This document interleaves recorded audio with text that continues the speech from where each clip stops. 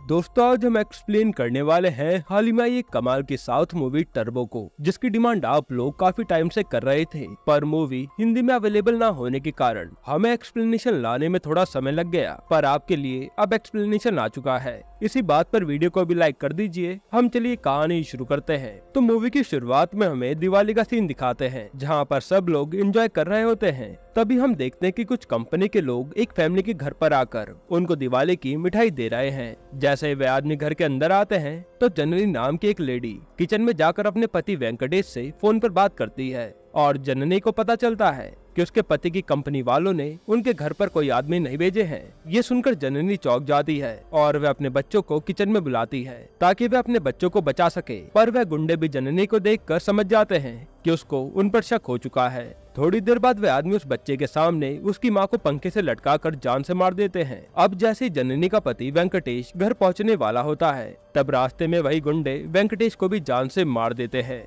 अगले सीन में हम वक्चन नाम के एक आदमी को देखते हैं जो कि गांव में मेले का आयोजन करवाने वाला है। वक्चन अपने साथी से बात कर रहा होता है, तब हमें पता चलता है कि वक्चन को उसके गांव में ऑर्गेनाइज होने वाले मेले की काफी चिंता है, क्योंकि उसको पता था कि गांव में जब जब मेला आयोजित होता है तब यहाँ पर लड़ाई होती है, जिसकी वजह से दुकानदारों को काफी नुकसान का सामना करना पड़ता है। और नुकसान की मेन वजह जोश चित्तई नाम का एक आदमी है जो कि हर बार मेले में आकर लड़ाई करता है। इसलिए वक्चन और उसका साथी मिलकर प्लान करते हैं कि वह जोश को मेले में आने ही नहीं देंगे ताकि मेले में कोई लड़ाई ना हो और लोग एंजॉय कर सके।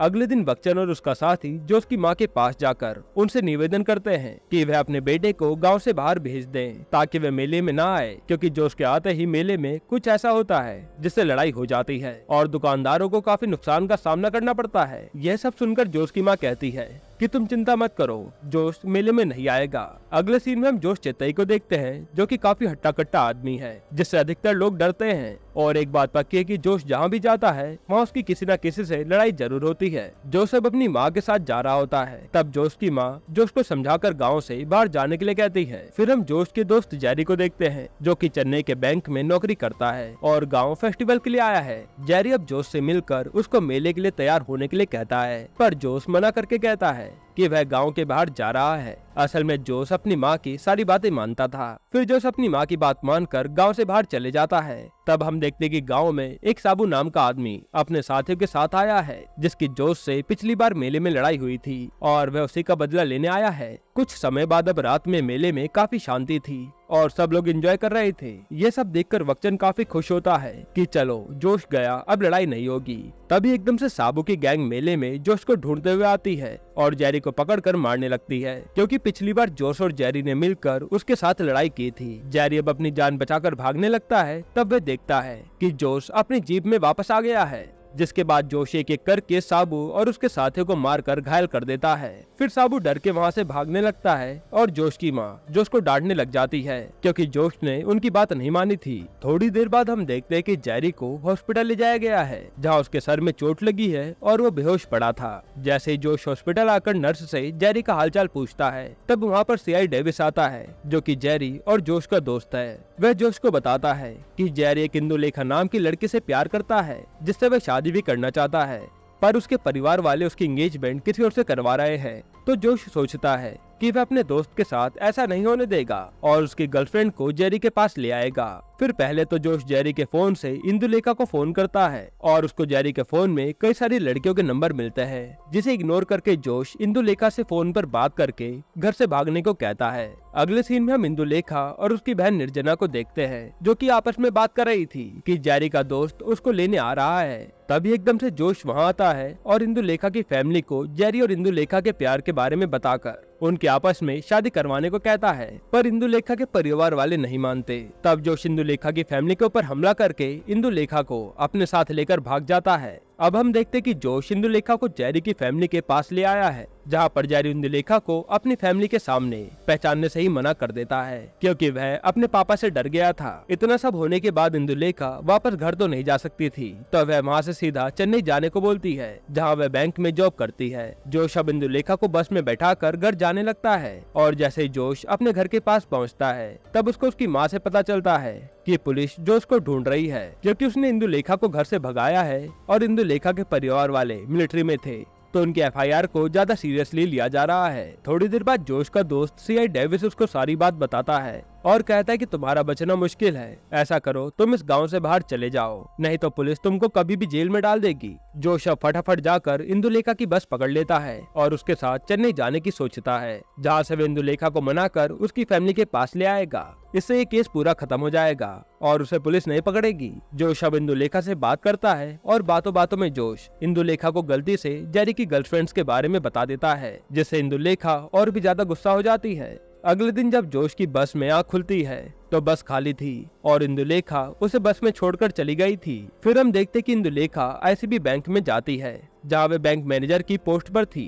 थोड़ी देर बाद जोश भी इंदुलेखा के बैंक में आ जाता है क्योंकि उसको वहाँ का एड्रेस पता चल गया था। फिर जोश इंदुलेखा को उसके गाँव चलने को बोलता है, पर वह मना करके जोश को ऑफिस से बाहर निकलवा देती है। जोश अब अपनी माँ से बात करके एक होटल में जाता है, जहाँ जोश की नहाने के लिए गर्म पानी को लेकर होटल मैनेजर से लड़ाई हो जाती है और जोश उनको खूब मारता है। अब हम देखते हैं कि इंदुलेखा को पुलिस स्टेशन बुलाया गया है, जहाँ जोश जेल के अंदर बंद था। तब इंदुलेखा जोश को जेल से बाहर निकलवाकर अपने साथ ले जाती है और उसको अपने घर चलने को कहती है, क्योंकि जोश ने कल से खाना नहीं खाया था। जोश अब इंदुलेखा के घर जाकर खाना खाता है और कहता है कि वह तो आज अपने घर जा रहा था, पर उसकी लड़ाई हो गई और वह जेल चला गया। जिसके बाद जोश इंदुलेखा से पैसे लेकर घर जाने लगता है। तभी एकदम से गेट पर जेरी आता है, जिसे देखकर जोश उन दोनों को अकेले में बात करने देता है। जेरी अब इंदुलेखा से माफी मांगकर उसको सब सही करने को कहता है। तब इंदुलेखा कहती है कि तुमने जो अब तक किया उसके लिए मैं तुम्हें माफ कर दूंगी। फिर इंदुलेखा जेरी से उन लड़कियों के बारे में पूछती है जो नाम जोश ने उसको बताए थे।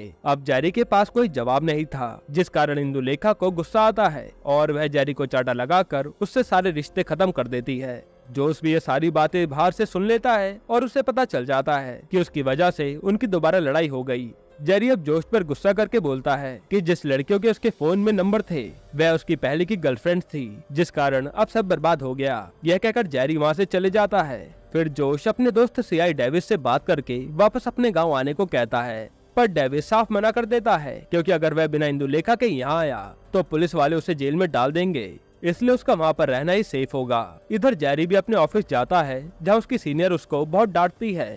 थोड़ी देर बाद जेरी के साथी सितारा उसके पास आकर बताती है कि उसके बैंक की पास की यूज करके किसी ने कस्टमर के अकाउंट से 70 लाख रुपए निकाले हैं। यह सुनकर जेरी घबरा जाता है, क्योंकि इसका सारा इल्जाम उस पर आ सकता था। जेरी अब सितारा से इस फ्रॉड के बारे में पूछता है। तब वे बताते हैं कि कुछ दिन पहले एक फैमिली आई थी, जिन्होंने बैंक में कंप्लेन की उनके पापा को मरे हुए 8 साल हो गए हैं, पर आज उनके बैंक अकाउंट से 70 लाख रुपए किसी और बैंक अकाउंट में ट्रांसफर हो गए। वो तो उन्हें इसलिए पता चल गया क्योंकि उनके पास उनके पापा का फोन था। ये वही फैमिली के मेंबर्स थे जिसको मूवी की शुरुआत में मार दिया गया था। ये सब बताकर सितारा जेरी को बोलती है कि वह फैमिली कंप्लेन के बाद दोबारा नहीं आई। अगर वह आएगी तो जेरी फंस सकता है। जेरी को बैंक में कुछ गड़बड़ लगती है, तो वह बैंक के कंप्यूटर की सारी ट्रांजैक्शन चेक करता है, तो उसे कुछ बड़ी चीज पता चलती है, जिसे देखकर वो चौंक जाता है। रात को अब जेरी सितारा से मिलकर बताता है कि पिछले 1 साल में उसकी बैंक की पास की यूज करके किसी ने इनएक्टिव अकाउंट में से 10 करोड़ रुपए ट्रांसफर किए हैं, जिसको दूसरे के बैंक अकाउंट में जाते ही निकाल लिया गया है। और ऐसे ही चेन्नई में कितने सारे इनएक्टिव अकाउंट हैं,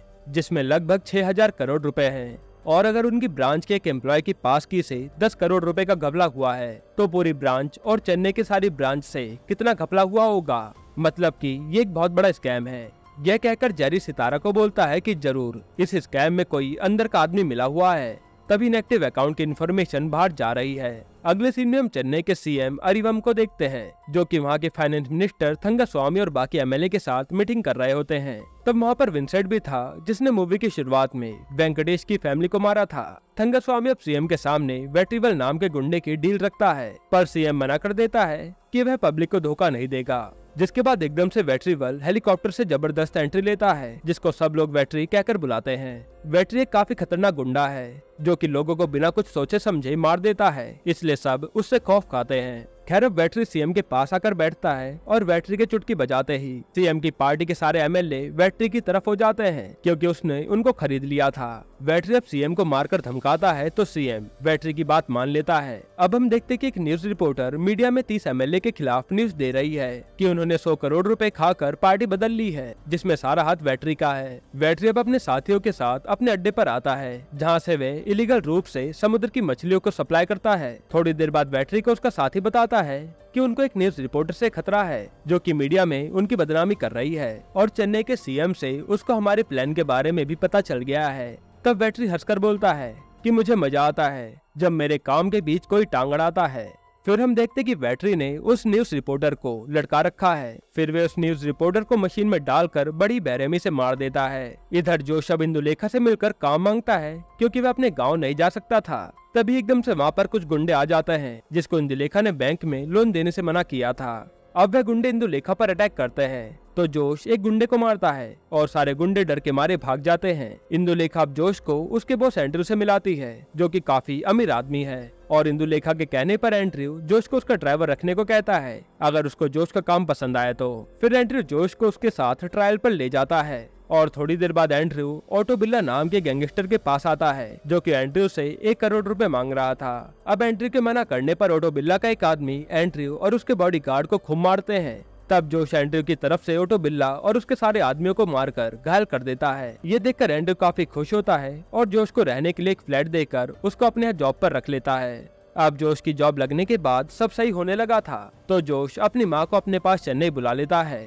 जहाँ सब हंसी खुशी रहने लगते हैं। यहाँ तक कि जोश ने इंदुलेखा की फैमिली को भी मना लिया था कि उसने उसको घर से किस लिए भगाया था, जिससे मामला भी शांत हो गया था। इधर इंदुलेखा जेरी के फोन कॉल और मैसेज इग्नोर कर रही थी, क्योंकि वह उससे नाराज थी। इंदुलेखा की बहन निर्जना अब जोश से उसकी शादी न करने के बारे में पूछती है, तो जोश बताता है कि बचपन में उसके गांव में एक लैंडस्लाइड हुआ था, जिसमें उसके पापा और बहन भगवान के पास चले गए। तब उस लैंडस्लाइड में जोश की मां ने उसको बड़ी मुश्किल से बचाया, और उस ट्रॉमा के बाद डॉक्टर ने बताया कि जोश को कोई मेंटल डिसऑर्डर है। तो उसने सोचा कि वह अब हमेशा अपनी मां के पास रहकर उनका ध्यान रखेगा, और इसीलिए उसने शादी भी नहीं की। यहाँ जेरी अब उन लोगों के अकाउंट डिटेल निकालता है जहाँ से पैसे निकाले गए थे, और जैसे जेरी उन अकाउंट होल्डर के घर पहुँचता है तो वह देखता है कि जिन लोगों के अकाउंट से पैसे निकाले गए हैं वह काफी गरीब हैं, और उन्हें तो ये भी नहीं पता कि उनके बैंक अकाउंट खुले हुए हैं। जेरी अब थोड़ी बहुत पूछताछ करके वहाँ से चले जाता है। अगले सीन में हम देखते कि जेरी अपने सीनियर के पास बैठा है,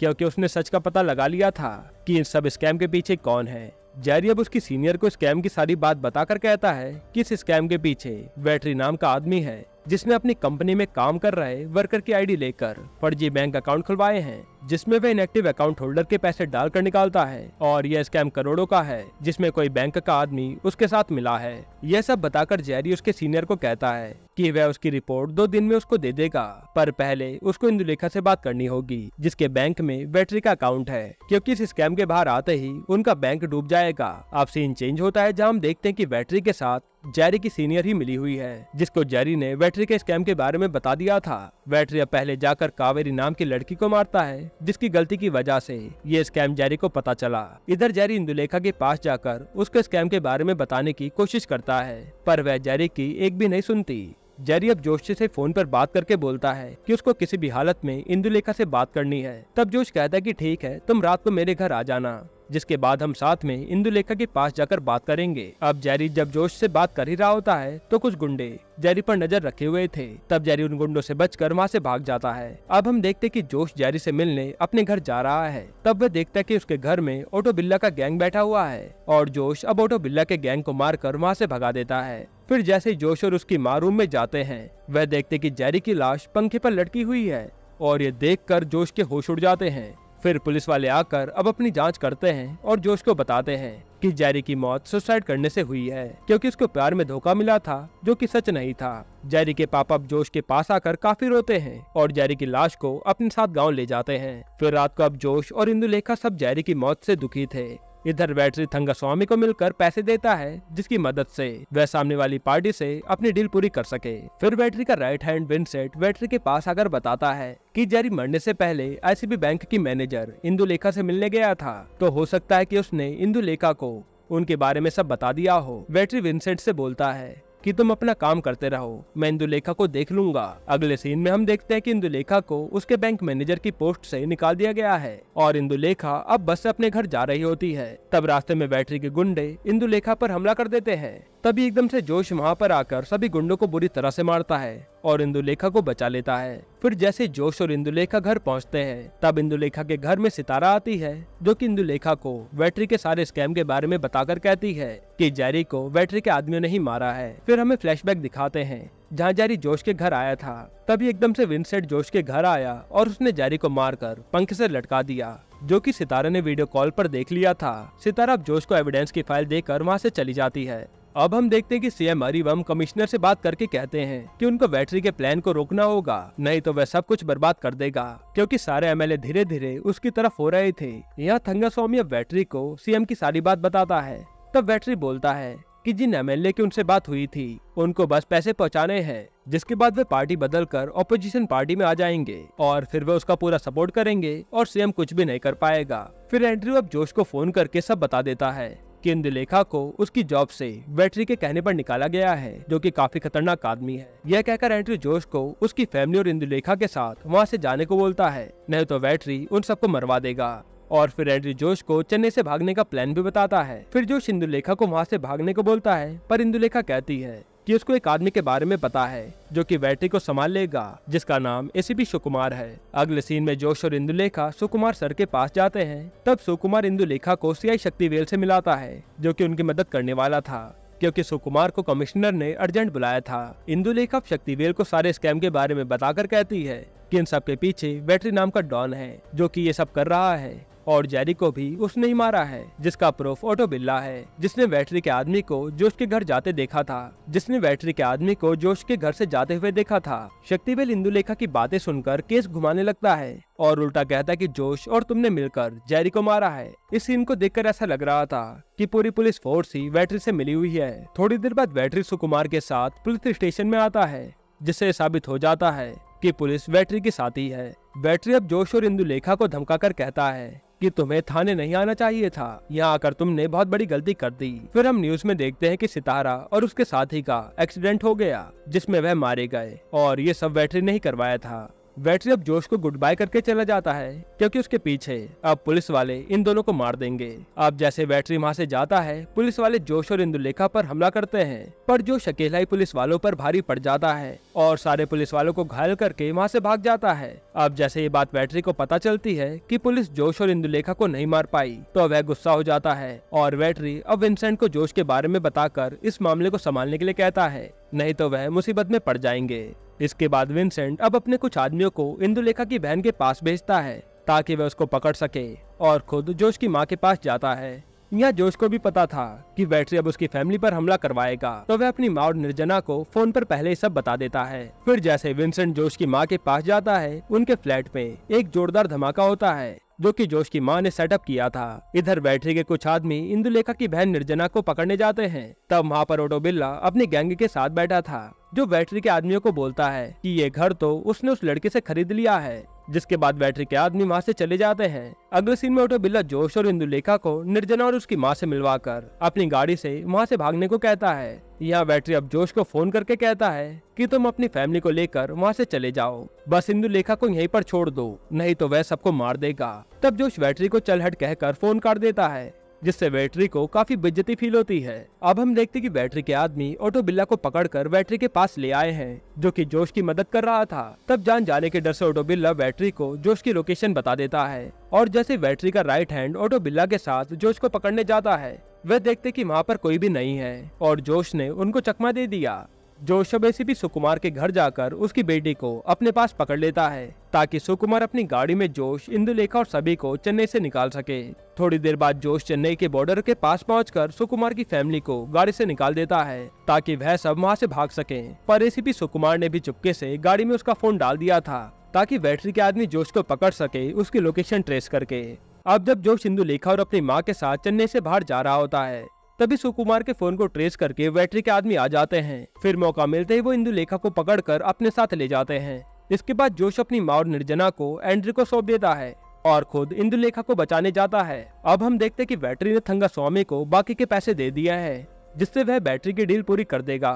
फिर बैटरी इंदुलेखा को मारने के लिए अपने अड्डे पर जाता है और जोश को फोन करके कहता है कि तुम मेरी लोकेशन ढूंढकर मेरे पास आ रहे हो। तब जोश कहता है कि हाँ, मैं इंदुलेखा को कैसे भी करके तुझसे बचा लूंगा, क्योंकि मैंने उसको सेफ घर पहुंचाने का वादा किया है। बैटरी जोश को कहता है कि तुम्हें तुम्हारी माँ की चिंता होनी चाहिए, जिस पर जोश बोलता है कि वो सेफ है, उसकी चिंता तू मत कर। तब हमें पता चलता है कि एंड्रयू बैटरी से मिला हुआ है और उसके घर पर बैटरी के आदमी जोश की माँ और निर्जना को घेर लेते हैं। अब जोश को चूज करना था कि वह इंदुलेखा को बचाएगा या उसकी माँ को। यह कहकर बैटरी फोन काट देता है। फिर बैटरी इंदुलेखा के पास आकर कहता है कि जोश तुझे बचाने नहीं आ पाएगा, क्योंकि उसे तो अब अपनी माँ को बचाने जाना है। यह कहकर बैटरी उसका मजाक बनाने लगता है। इंदुलेखा बैटरी को बोलती है कि तुम्हें क्या लगता है मेरे पास प्लान बी नहीं होगा। यह कहकर इंदुलेखा बताती है कि सीएम के पास तुम्हारे स्कैम के एविडेंस पहुंच गए हैं, जिसमें अब थंगास्वामी को तुम्हारी पार्टी के साथ रंगे हाथ पकड़कर डील रोक दी गई होगी। और असल में ऐसा ही होता है। तभी एकदम से वहाँ पर जोश गाड़ी से बैटरी के अड्डे पर आता है और बैटरी के आदमी को मारकर इंदुलेखा को बचा लेता है। तब बैटरी जोश को बोलता है कि लगता है तुम्हें अपनी माँ से प्यार नहीं है जो उनको मरता छोड़ा है। जोश कहता है कि मेरी माँ सेफ है,